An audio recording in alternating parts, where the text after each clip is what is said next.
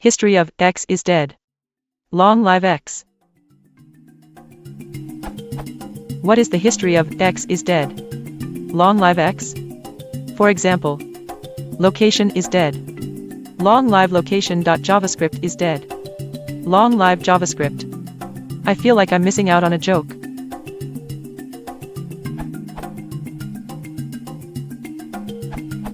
Typically it's used in the phrase, Leroy est mort, vive le roi, or the king is dead, long live the king. This means that the previous king is dead and we wish the new king a long life.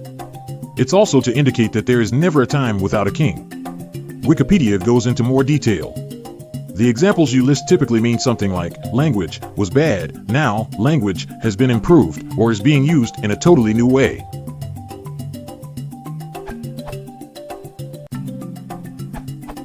The original phrase is, "The king is dead.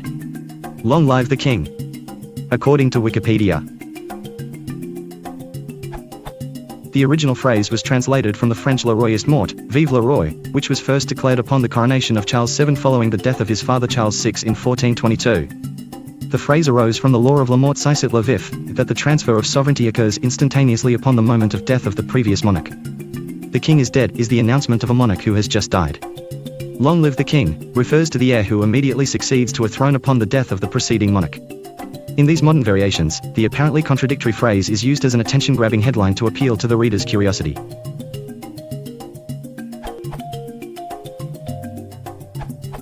Something the other answers here are missing is the bitter irony of the phrase. The exclamation "Long live the king" is used to suggest that it would be a horrible tragedy if the king were to die. The implication here is that the king is such a good king that the people want him to live a long life so as to continue such a good rule. Then the king dies and another king arrives and nothing changes. The people immediately begin wishing the new king long life, which sort of implies that, as much as the tragedy of a king's death is horrible, the old king was just as good as the next is expected to be. The king is dead. Long live the king.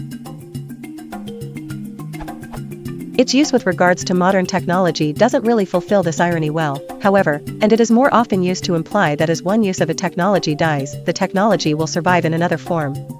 People often call out that one technology or another is dead, and so this phrase finds a use keying into the idea that something can die and then survive in another way or form. Likewise, some technologies are notoriously stubborn and refuse to go away, no matter how much we all want them to fade into the history books. Kafka Balkov.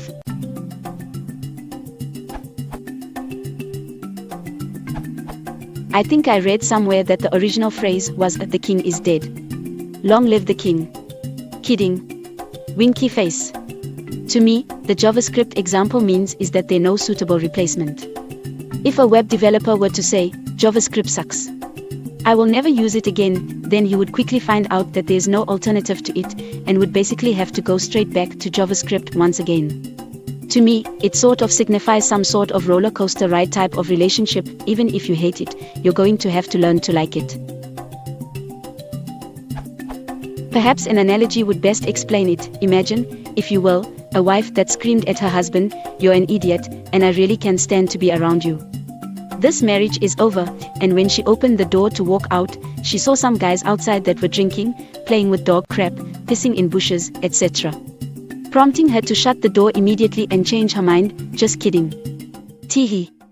Love you, babe. You're the best.